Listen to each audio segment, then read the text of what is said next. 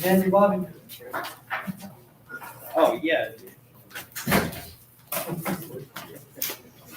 What is that? Empty wrapper. No, it's like a gander. It has something in it. I don't know. Everybody has a handout. From earlier? Yeah. Yeah. Earlier, yes. How was your OSHA class? I want to know. Very good. Yeah, what you guys learn? I'm good. How are you? How was your OSHA class? I want to know. How to deal with scaffolding, how to anchor footers, how to use forklifts, the heights of ladders and where not to step on the ladders, and how to anchor scaffolding to buildings and different things. Interesting. Interesting. I took a different OSHA, but that's interesting. Did you do OSHA too? No, you were here, right? Very good. Anybody else? Want to share your OSHA story? Like literally this whole section here was literally gone. How was your OSHA? Yeah. Well, I mean, we're learning some standard stuff for an extended course called a 30 now, but in the last one, they showed us a lot of injuries that you can get if you're not paying attention, and I was really graphic. I like it. Yeah, that's usually what OSHA is, preventative measures, so you don't have those accidents, those awful accidents.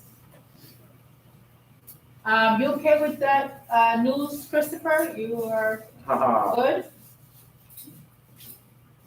It really hasn't come to me yet. I just started thinking about it today, to be honest with you. That was That was kind of a news you told me, so. Right. Well, he actually had that diagnosis for me in April, and I haven't followed up with the doctor since then, so I just found out now. So I'm gonna really have to make some appointments. Yeah, do that, okay? Yes, ma'am. All right. Anybody who had this earlier, you guys have any questions? We'll briefly go over the first page, because we really got stuck on the second page. Anxiety disorders, how it affects those of us, uneasy feelings, feeling terrified, scared, leading to panic attacks. This is actually this book. And it says that approximately 18% of U.S. adults have anxiety disorder are given in a year. It also says the median age of onset is 11 years, which means half people have their first episode by this age. So by the age of 11, you probably suffered if you would have been a person to suffer with anxiety at the age of 11. So FYI. Then we went into some symptoms of physical, respiratory, neurology, gastrointestinal, musculoskeletal, psychological behaviors, and then we went to our agoraphobia. Then we went to social anxiety disorder. Where do we leave off there? We left off at agoraphobia. Now we passed that. Who's down with some phobia? Specific phobias? I think so. We Yeah. didn't get it yet. We didn't do social anxiety disorder. You get into social anxiety disorder? No, We did. we did. All right, so let's run through it again. Do you need him to do that now? I can do that later. Okay. So social anxiety disorder is the fear of any situation where public scrutiny may occur, usually with the fear of behaving in a way that embarrasses or humiliating. It often develops in shy children as they move into adolescence. Commonly feared situations include speaking or eating in public, dating, or social events. You know, yes. I had that real bad growing up, real bad, social anxiety disorder. I couldn't eat in a restaurant without my hand shaking. I felt like everybody was looking at me through forward. I suffered from the bad back I then. can't see you In the now. 70s and the early 80s, there were a lot of these diagnoses that did not exist. Yes. So people are just like, your friends just smack you and say, you're right, you're losing. Yeah, that's true. These actually came out in the DSM-5. We're not in the DSM-4, which now they're working on DSM-6. So you're absolutely right. So there's a lot of people that are not too sociable, And there's a lot of people who are very uncomfortable even doing this, standing out in front of crowd and speaking. There's a lot of people who do not and will not go out to dinner by themselves, and or will they not go to the movies by themselves. So that does not automatically mean that the person is let's diagnose them with antisocial disorder. No.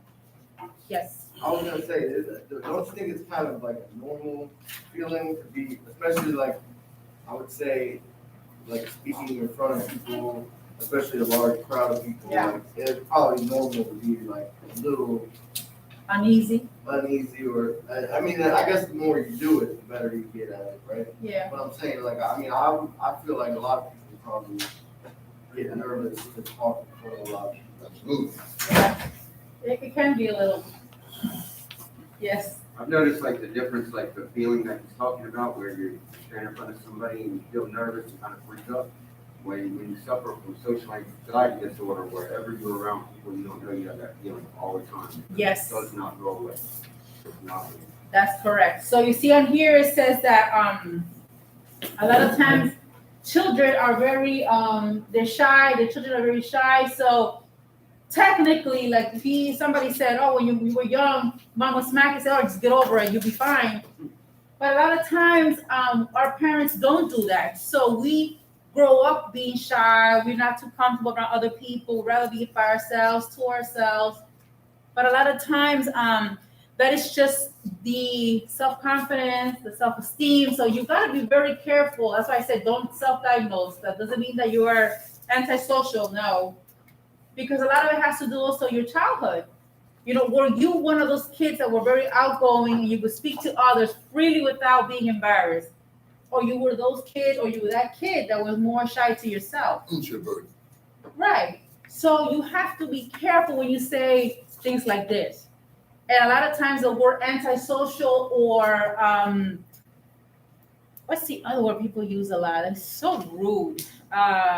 They call it a bipolar antisocial. That is so rude. But it is rude. There's no such thing. But because you just don't want to be bothered with people, you're by yourself, you're to yourself. Bipolar come in because you start talking to someone who does not want to be bothered and they get pissed off. So you're like, oh, you're just bipolar. No, you're just bothering a person. So these diagnoses, they're very, very critical.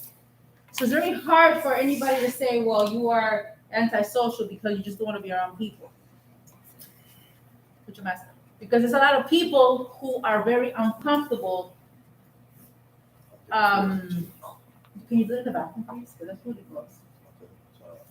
A lot of people who are very not too comfortable being around others. How many of you guys have ever thought about standing in front of a group and speaking? You have? I facilitated numerous times, but imagine at the beginning, at the onset, you experience some stage fright. Yeah.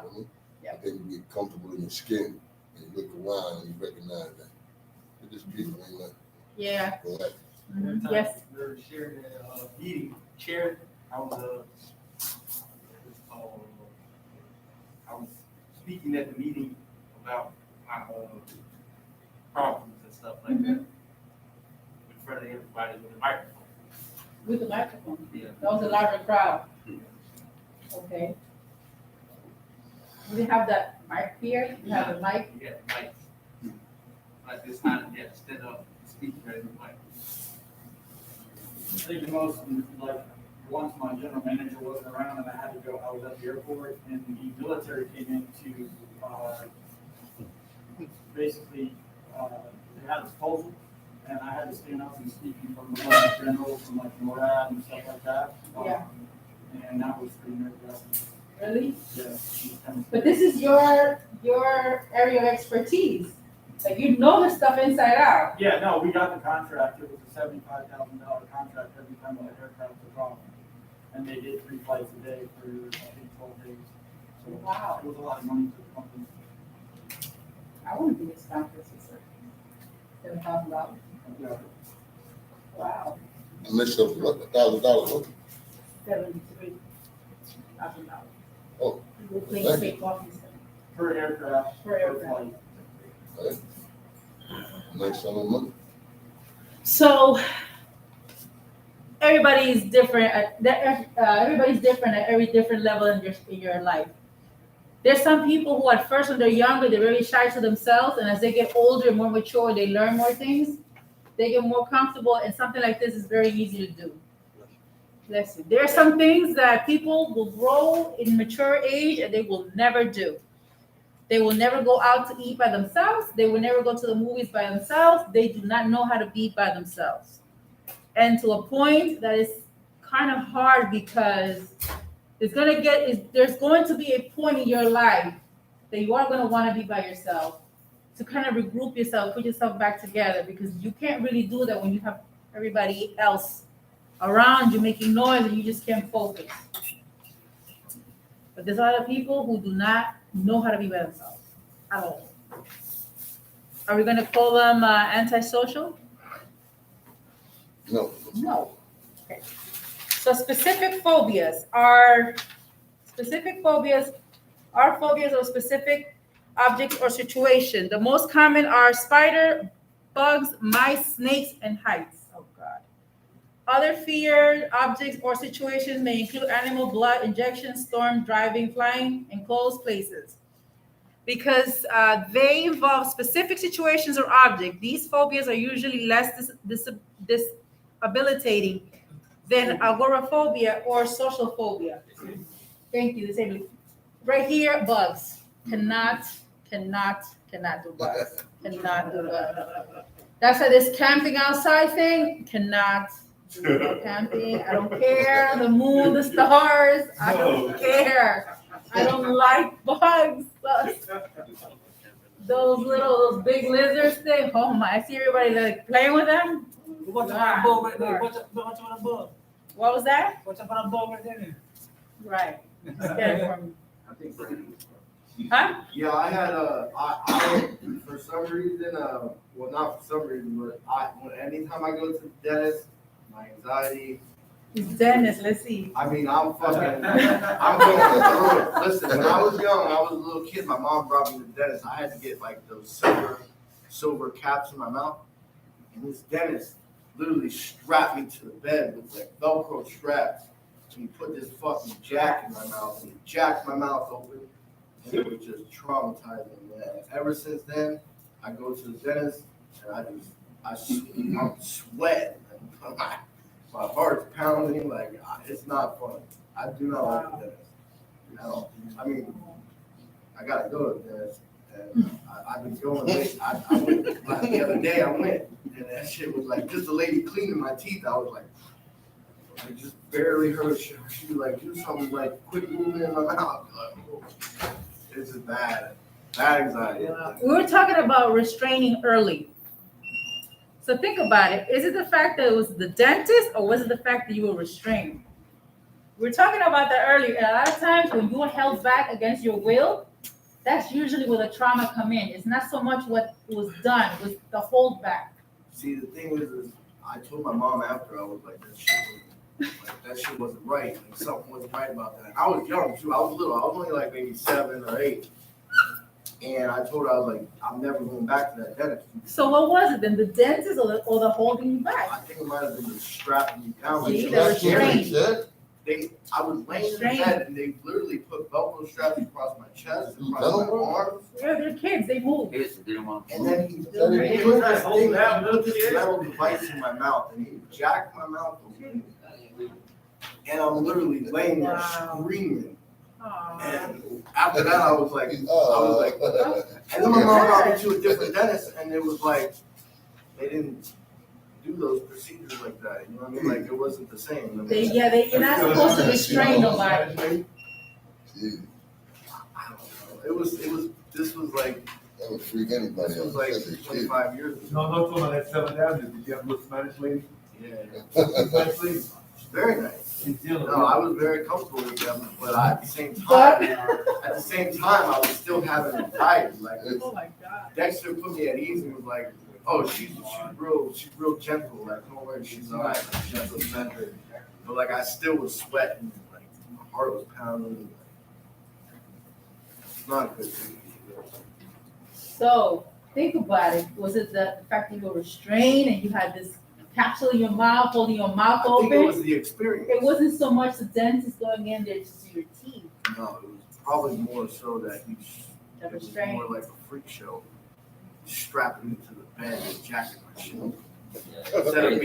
Instead of being gentle with a little Right, kid and like right. being like, oh, you know, Yes. he's just like, I know how to handle it. yeah, it was fucked up, man. You know the Not kids' good. dentist, you have children. Yeah. You take them to the dentist? Yeah.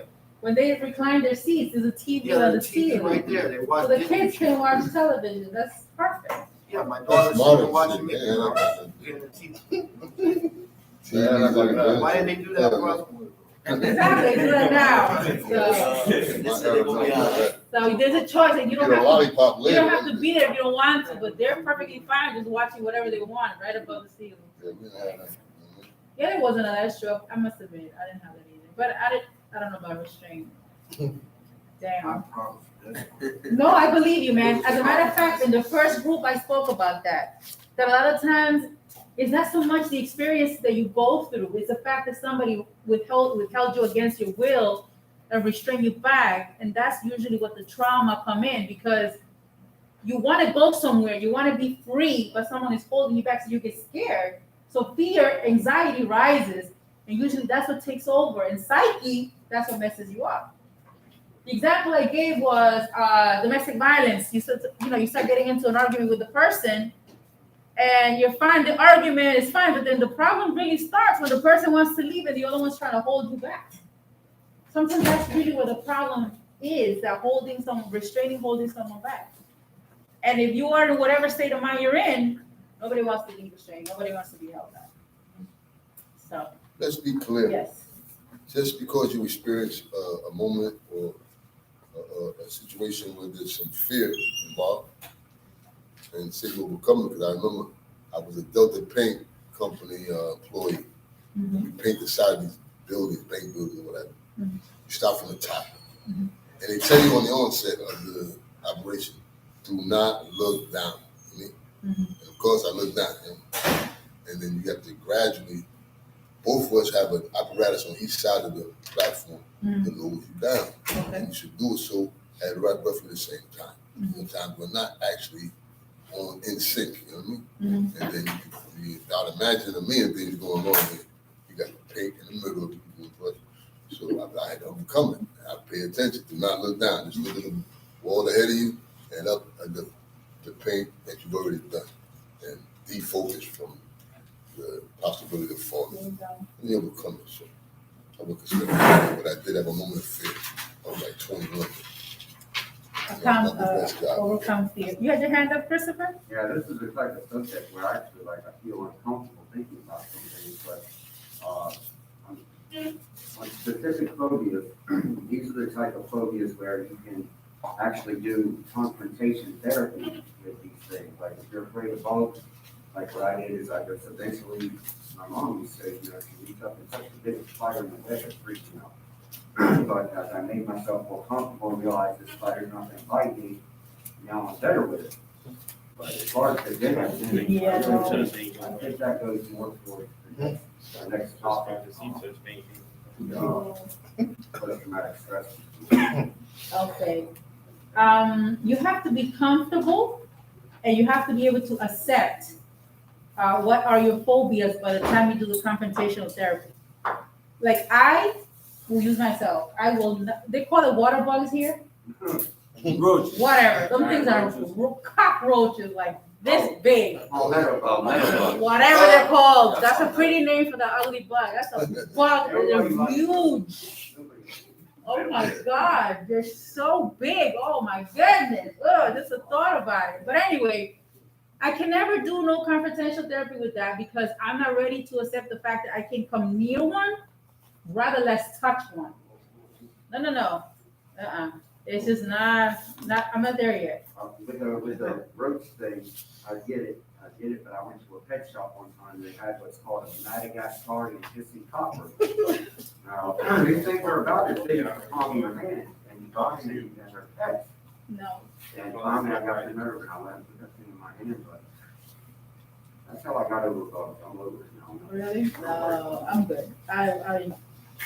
Bugs, yes. I think if there's a lot of money involved, you know, we're coming quick. You watch that show, Fear Factor? Huh? Nope, Women putting their face in a big, no, big no, worms and snakes for the money. They overlook the phobia. Let me go. no, no, Big thank you. roaches and they eat them and all that. No, I will come to work tomorrow, but I will not do that. No, I cannot. I cannot have something like this walk on me. Oh my God, no, I They cannot. put their face in the tank full of snakes and bugs and various. I'm gonna have these vivid dreams tonight. Say all these things. No, I'm not doing no bugs. I don't care the money. No, because because if you're not ready to face these things that you're afraid of, you can have a panic attack. And then what? You pass out and die. What's the hell point of the money? You die. So no, thank you. I understand what I can do to me because you start to sweat, you hyperventilate, your pulse just rises and your heart just starts to go. And no, I'd rather not. Thank you. I don't like it. Think about all the contestants who didn't win. Oh. Who put all that stuff in their mouth and they have to leave broke and shit. And have to deal with the consequential subsequent anxiety issues, done that shit, all on TV. See, one time they had the kids with a lady and a daughter. And she probably harassed the kids to participate. They won nothing. They lost. They were eating all kind of worms and shit. I mean, that's got to be pretty traumatic. No. They might be suffering right now. They're all 1,000 years old. No. Jesus Christ. No. So there is, what is it, the Late Show? There is this thing that they have, this gear they have, that there's a box, right? And there's something in that box, and you put your hands in the box, and not knowing what it is. and you gotta touch to see what it is. Oh my God. So the person who's doing it, they don't see, but we a TV I can see. So they had this one with J-Lo when she was there. And they had a hamster. And she puts her hand in, she starts to touch the fur. I'm like, oh God, it's so gross. And I think the thing like touched her finger. I was like, It's only a hamster, right? I was crying, laughing. I couldn't do it. That's just my story on phobia. But yeah, so she put her hand in this box and she touched it. It was fur. But then other people were doing like spiders and tarantulas. Oh. Cannot see. Somebody here is all right. So these phobias are usually less disabling than agoraphobia and social phobia. They're still phobias. Okay. Acute stress disorder and post-traumatic stress disorder. Somebody over there mentioned that. All right, let me get a breath to read this. All right. Yeah, get it together. Acute stress disorder and post-traumatic stress disorder occur after a distressing or catastrophic event. Common examples include involvement in war accidents such as traffic or physical accidents, assaults including physical or sexual assault, mugging or robbery, or family violence. So let me pause there. Family violence is usually the underlying cause of trauma and self-debilitating as an adult, which can lead to possible links to addiction. So that's why when everybody here who's had their biopsychosocial done, we've asked you questions about your past experiences. This is where it lays, because studies have shown that it actually links one to the other. Neglect, self-neglect, sexual abuse, abandonment, one parent in the household, no parent in the household. It all ties in together. Or witnesses a significant event. This is another question in the biopsychosocials. When we ask you, have you ever had a traumatic event where it has caused you trauma until today? And sometimes those traumatic experiences lead to not trusting others, being closed, not allowing people to come into your lives, which means that you will like shatter and we probably sabotage any relationship with anyone because you're afraid that the person gets too close to you, you will start to develop those feelings, and then they leave, they die, trauma all over again. So they constantly have that in thought. So now you're not focusing so much on this person that you really like. You're thinking about if they leave, if they go, if they die, I'm gonna get hurt again. And people live like this in these vicious circles. And sometimes these vicious circles lead you to relapsing. Somebody back there nod their head. Okay. My dad with the issues. Mass traumatic events include terrorist attack, mass shootings, and severe weather events such as hurricanes, tsunamis, and forest fires. In acute stress disorder, the person gets over the event within a month, whereas post-traumatic stress disorder, the disorder lasts longer. Please understand that. Acute stress disorder, person gets over the event in 1 month. You got 4 weeks. After the 4 weeks, it's considered a PTSD, post-traumatic stress disorder. Some who experience acute stress disorder go on to develop post-traumatic stress disorder. A person is more likely to develop post-traumatic stress if the response to the event involves instant fear, helplessness, or horror. So we all go through different things in our lives. Sometimes they're ugly things, sometimes they're frightening things, sometimes the things are not too welcoming or friendly.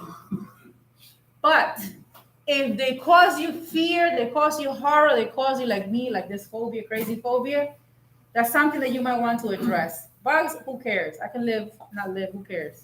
But we're talking about like social events, real events, other human interaction, things that are going to prevent your everyday because of a phobia, because of a fear that you may have. Okay, a major symptom is re-experiencing the trauma. And that's one of the things that a lot of people fear, that, for example, in a relationship, you are in a relationship, somebody passes away, it hurts you so much, causes you trauma. Now you're very, very careful with getting yourself involved with somebody else because you don't want to go through that again. So the person not only is, they're not focusing on the relationship, you're now focusing more on if they go, if they die, if they leave me, if they cheat on me, and I'm not going to be happy, I'm going to be betrayed again, and it hurts, and it's whatever it is. They don't want to relieve the trauma. This can include recurrent dreams, flashbacks, intrusive memories, or or unrest in situations that bring back memories or original trauma. Yes, sir. There are a few things that have happened in my life that even at any time of day or when I'm laying down trying to sleep, I think about these things. The second time I had my teeth smashed out, I was shot with a .177 caliber pellet while I was brushing my teeth. So I had the pellet in my hand. The second time, I'll never forget the impact of that pellet on my teeth. Like, Wow. I still have the one from the first time I was in Cub Scouts young. I got trick leading the church and I flew down the steps and ate the bottom step. That was the first time I smashed my teeth out. My parents said I had $1 million mouth, but it just kept going on and on and on. But back in '87, I had to shoot a woman in Birmingham, Alabama. It's justifiable. But I will never forget, because the look on her face when it happened, it's like, these things I think about at night. And sometimes I just come up out of the bed because it's just filled with so much anxiety. You know, I can't make those memories go away.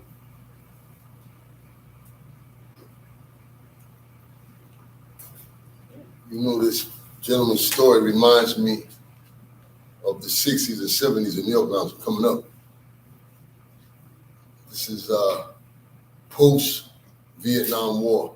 You saw a lot of homeless people who were addicts and alcoholics who were categorized as being shell-shocked. Imagine this is also PTSD, where a certain loud noise will have them dive on the ground. They're assuming it might be a bomb or bullet shells coming out and whatever. And as we move into this millennium, we have various forms of this PTSD that are associated with numerous things. But I imagine back then, they only categorized it for specific issues that was major and more prominent back then. Like anniversaries, being traumatized or having a disorder or being anxiety disorder for a little thing like a child. Because the way I'm hearing it, a child could have traumatic anxiety disorder as young as 5 or 6. For instance, a little kid who is hoping that Santa Claus will, come clean with the things he was hoping for. He waited. Was I good this year? This is a small form of the anxiety. Yeah. that they develop. So these things reach well into an early stage of the childhood at night. The question is, will they continue to progress as you get older? Mhm. Something to consider. Food for thought. That's actually your point is good. And you just marked something that whether you were paying attention or not, I could have sworn it came right back to you. You usually do that? Do you just jump out like that? Yeah, if I relive it. Okay. And I have like probably a dozen more, you know. Okay. So that's something that we can talk about. So there is such a thing as we can control something, but we can't cure it. So what that means is that you can understand how to address something, but don't expect anybody who is a psychologist or psychiatrist or clinician to tell you they're going to cure it. Because somebody tells you that, a cure, that's a lie. That's not true. They're not going to cure nothing. So just be mindful of that. But you can actually learn how to control a feeling, learn how to control a thought. Ben says, manage your emotions. Very well said. But if you don't have the capacity to start up here, the emotions is not the emotions are the tail end of things. Is the inner feelings are the ones that we need to be very cautious and aware of. So you explain to a clinician that you have these thoughts, right? And they make you feel anxious and you feel very uneasy. So they start to explain to you, how you should control these things, how you should control your mind. You can start off with that. So you can control your feelings. You can control your thoughts to avoid those feelings. And it's not easy, it's hard, but you can do it. So it's just a matter of controlling it, so it doesn't allow you to have those behaviors. So it can be treated, but not cured. Correct. Yes. Your point was also a good point, because innocently we tell our kids, Santa's coming. Were you good? Were you not good? Oh my God, you're putting all this pressure on this kid in the month of December. We should have been talking about this in January, February, March, April, May, and now we're talking about this in 2 weeks of, before Christmas. So that too, innocently, we can probably put this level of anxiety on these kids, our kids, that probably all they're thinking about, oh, Christmas is coming, Santa's gonna bring me some toy, and you come and you say, well, have you been good? But he said he's checking the list and checking it twice or something. Wait a minute, I did tell her off, I did get in trouble in school, I did say something like, what are we doing to our own kids sometimes? Yes, sir. I just had an epiphany. Epiphany. It's a connection. No. Yeah, it's like the only thing that I can do to supersede all of those intense feelings, I find in a syringe. That's the only thing that is intense enough, at least for that moment. Then I'm usually so high, I forget about all that for a while. Okay, so you have a tool of a syringe. What are you doing with the syringe? Loaded. I usually, I don't know, I haven't, in the end it was heroin. So it's not the syringe itself, it's the action with the syringe.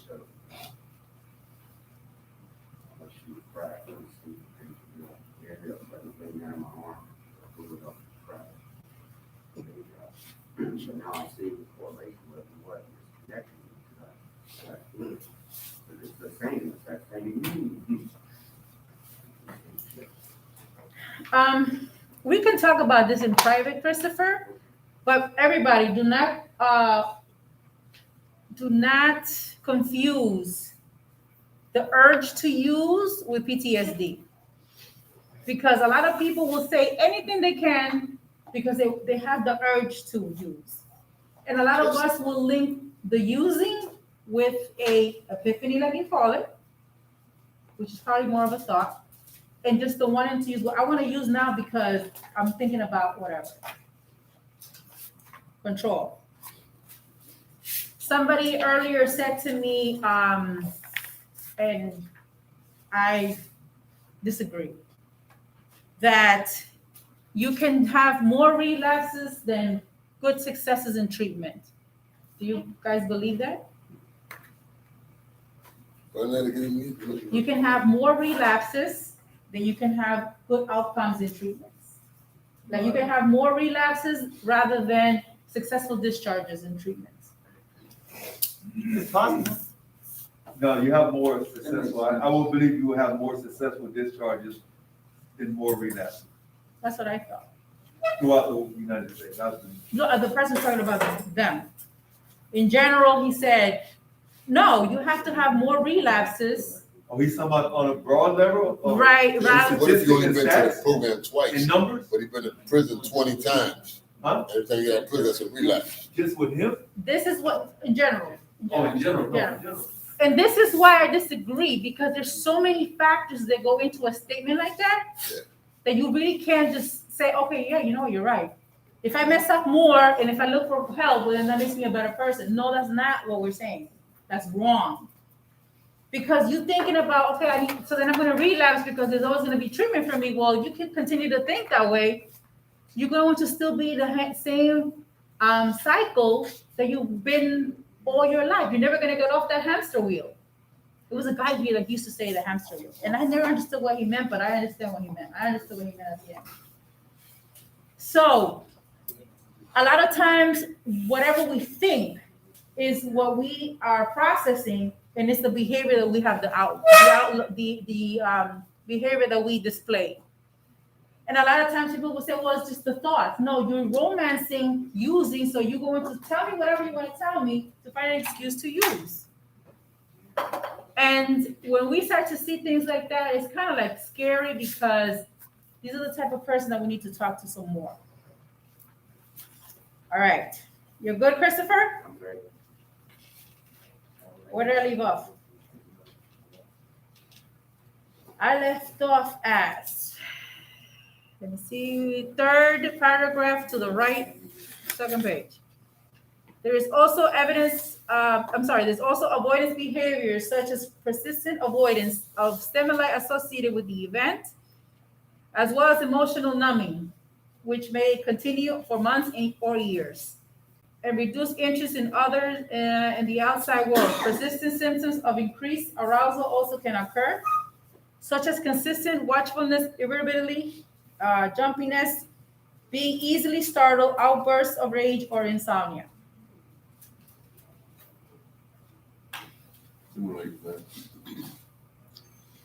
Okay, so if anybody feels this right here, you need to come talk to me. Gotcha. Yeah. Obsessive compulsive disorder. Obsessive compulsive disorder is the least common anxiety disorder that can be very disabling. Obsessive thoughts or compulsive behaviors accompany feelings of anxiety. Obsessive thoughts are recurrent impulses in images that are experienced as intrusive, unwanted, and inappropriate, and cause marked anxiety. Obsessive thoughts and impulses include fear of contamination, the need for symmetric or exactness, safety issues, sexual impulses, aggressiveness impulses, religious preoccupations. So this is the extremes of the extremes. This is where you'll find everything is inappropriate. I guess this is where we don't want to be. Obsessive compulsive disorder. Compulsive behaviors are repetitive behaviors or mental acts that a person feels driven to perform to reduce anxiety.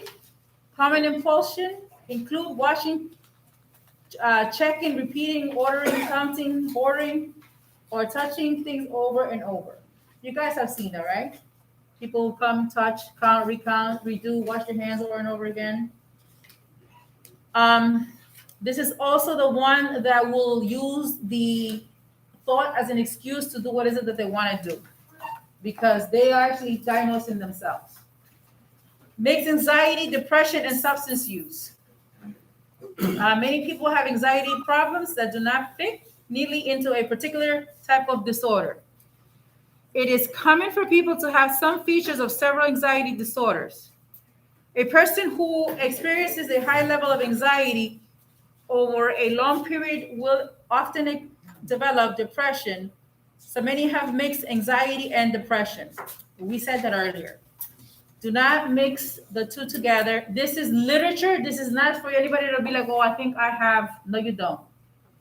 This is just literacy. This is just something from a book. This is not to say anybody here is diagnosed.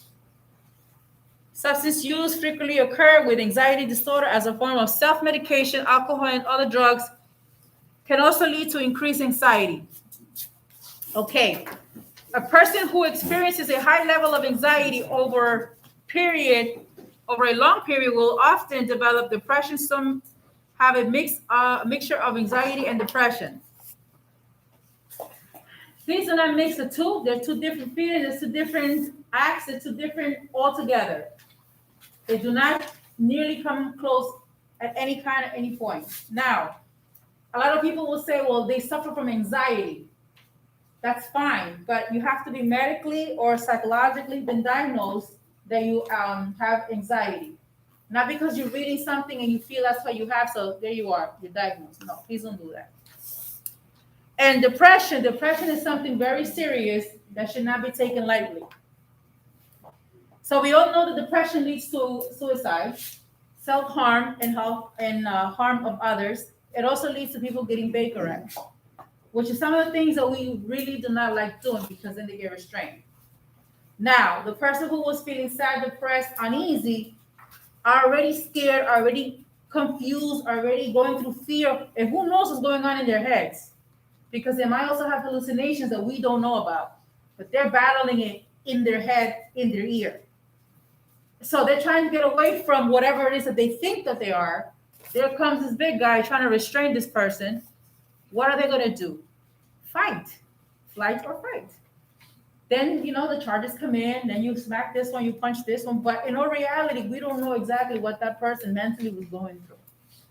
And restraining is one of the things that everybody has found it to be a big problem sometimes. Now, they do restrain because I don't want to get hurt. I don't want to come back here with blue eyes, but sometimes that's done so aggressively that it really gets a person not so much angry, but I guess it's more of a fear that you're coming onto me, you're holding me back, and I just don't want to be here. Let me go. And that's usually not what happens. So restraint is fear factor. It is, yes. With my experiences in jail and prison, a lot of my cases in jail were highly intoxicated. So I was restrained like that multiple times. And it does have an effect on you after a certain period of time. It does. And it leaves an imprint, it leaves a scar. It really does. Psychological and physical. That's the worst part of it all. Because if you got a scratch and that scar stays there, you will always see that. You always get, always come back to mind. And if you see somebody who looks like the person that restrained you, that will also be another factor. And so you have these things that you got to deal with, maybe on a daily basis, that you have to think about, or they come through your mind. Even if you're watching something on TV and you see that. You know what also is another trigger for some people is also football. When they tackle each other, a lot of times people get triggered by that because the whole restraining, holding back full force. Or restraints. Restraints itself. Yes, sir. Question, is this mixed anxiety, depression, and substance abuse, is that a diagnosis? No. No diagnosing. No diagnosing. No. I mean, not for me, but I mean. This is just literature, and let me just inform you of something, okay? Yes, sir. It's just saying that people that use drugs sometimes can suffer from depression and anxiety. Is that what it's saying? Where are you reading? The last sentence? Substance use frequently occurs with anxiety disorders. Alcohol and other drug use can also lead to increased anxiety. So using of the drugs and alcohol can cause your anxiety to go up and be higher. May lead. What I got from it was they let me know that some people will try to medicate as a result of their anxiety, but they're trying to warn you that drugs and alcohol can lead to increased anxiety. So what you're trying to use to self-medicate can make shit worse. Right, that's it. But I'm always, I've stressed to even the band and groups and stuff like that, I feel like when I was using drugs, Yeah, I wasn't so much in alcohol. I didn't use alcohol, but when Okay. I was heavy. My drug abuse was very. I was heavily addicted to heroin. I was trying to balance the two lifestyles, right? Trying to pay all my bills and take care of my children and do the responsible thing, and then at the same time trying to juggle my drug abuse and trying to always make sure I had that as well, caused my anxiety and my depression to be higher. And I feel like, and for a long time, like I've had psychiatrists and all these people tell me like, well, you need this medication, you need this medication, and they said I was bipolar and this and that, right? nah. And now I don't take any medication. I don't take none of the depression medication and all that stuff that I was on for years and years. Mhm. And now that I'm off of drugs and I've had time to come down and get my head back, I don't really feel much anxiety or much depression at all. And I feel like the only reason why I had so much anxiety and depression was due to just the lifestyle I was living. Always constantly trying to live these two lives. They just never. It was like oil water in the mix. I could never get it to. I couldn't get the formula whatever. You know what I'm saying? So it was very stressful. It was very overwhelming to try to, balance these two things out. Try to balance it. There was no balance. I just feel like. A lot of that stuff wrong. At time, I get my chemical balance back in my brain, right? I feel like all these doctors for years was pushing meds for no reason. Mm-hmm. So, you said double life.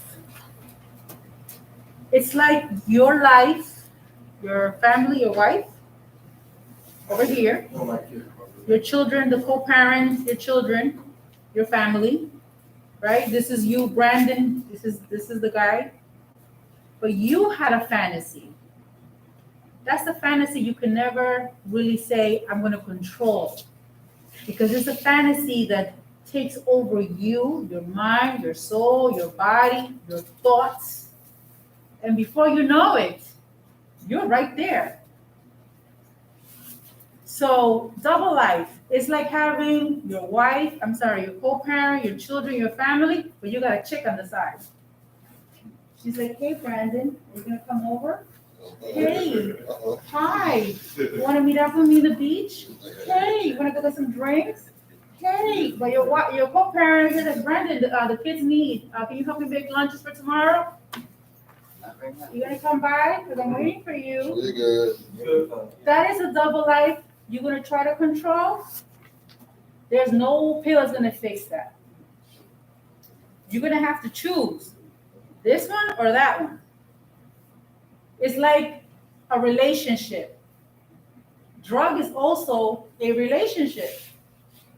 When it wants, it's gonna call you, it's gonna romance you, it's gonna look so good, you're gonna taste it and smell it, you're gonna be like, oh my God.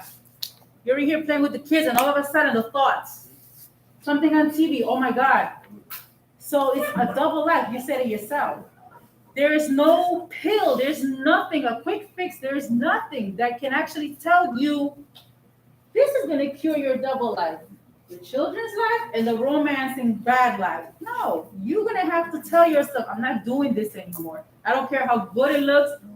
I don't care how good it sounds. You just said it yourself. I'm sober and I have my mind right. So right now your mind is focusing here, you, your children, your co-parent, your family. You're not thinking about that. The minute it comes right and slithers right back into your life, in your mind, in your thoughts, there it goes again.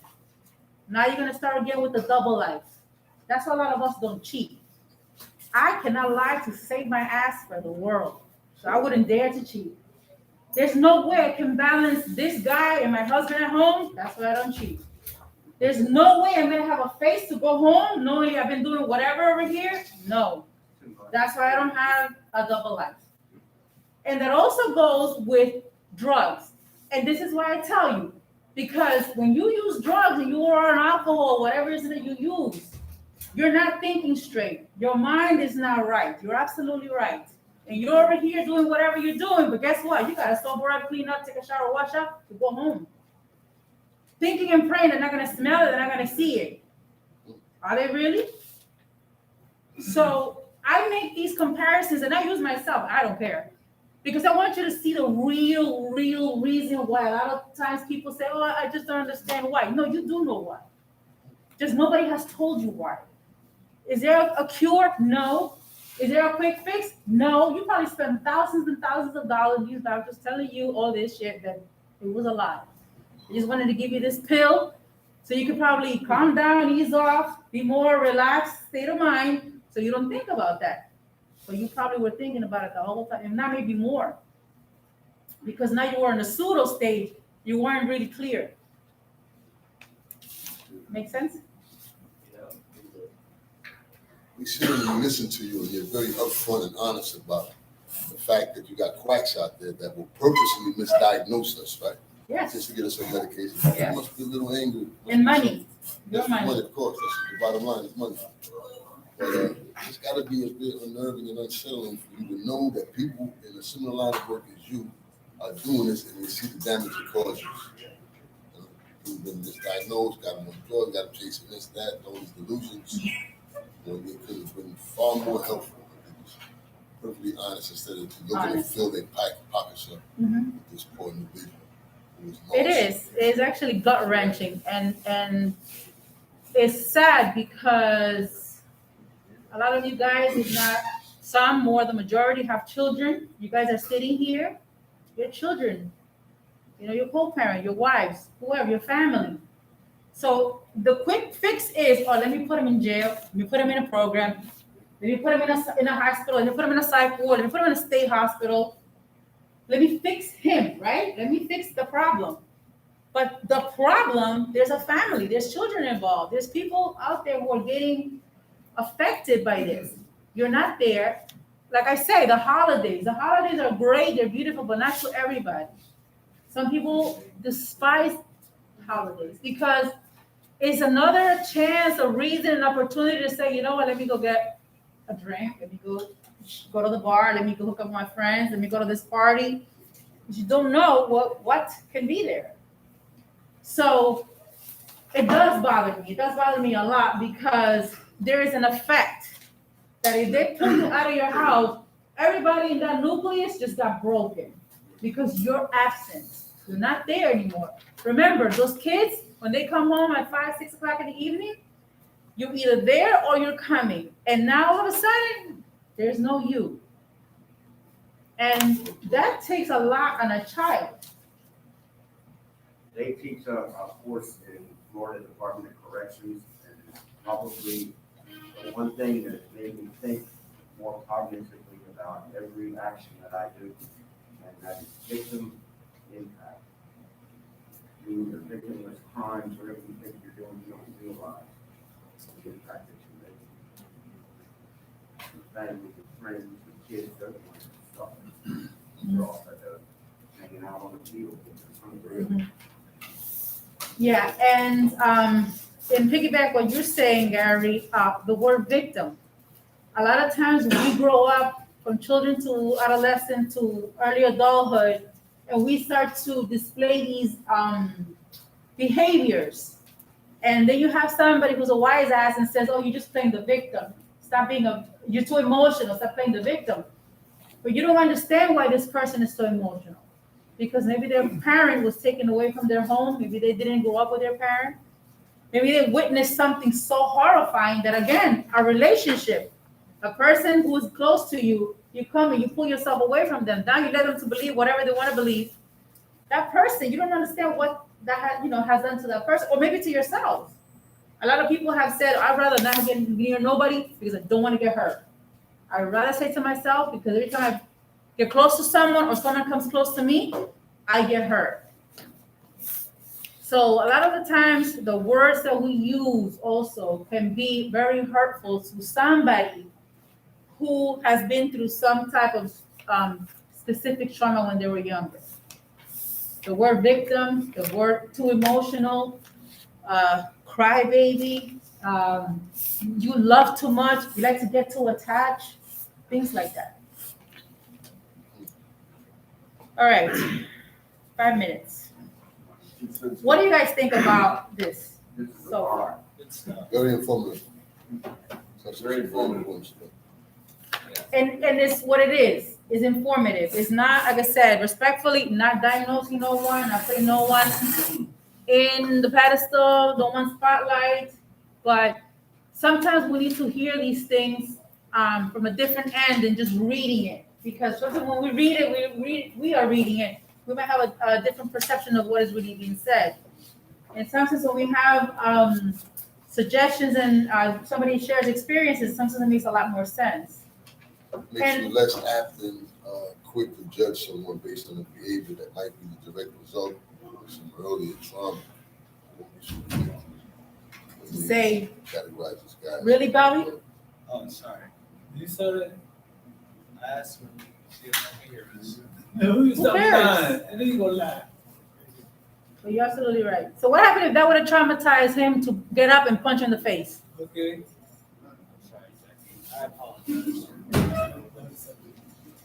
Okay, Jesus Christ. You want to stay here another month? I can help you.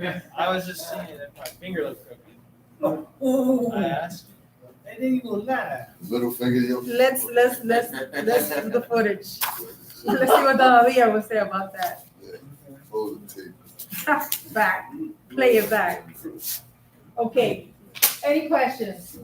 No questions? Everybody sign my attendance? All right. Good group, man. Thank you very much. You're welcome. You want to keep these papers? There you go. You know, I don't have a pen. You have one? Oh, it's not. Good one, Cat. We're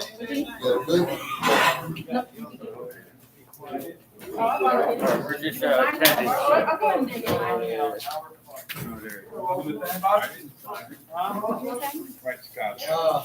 Now we got yoga. You hear that? You here tonight? Your favorite class. You ain't say no. Your favorite class. If we don't say anything.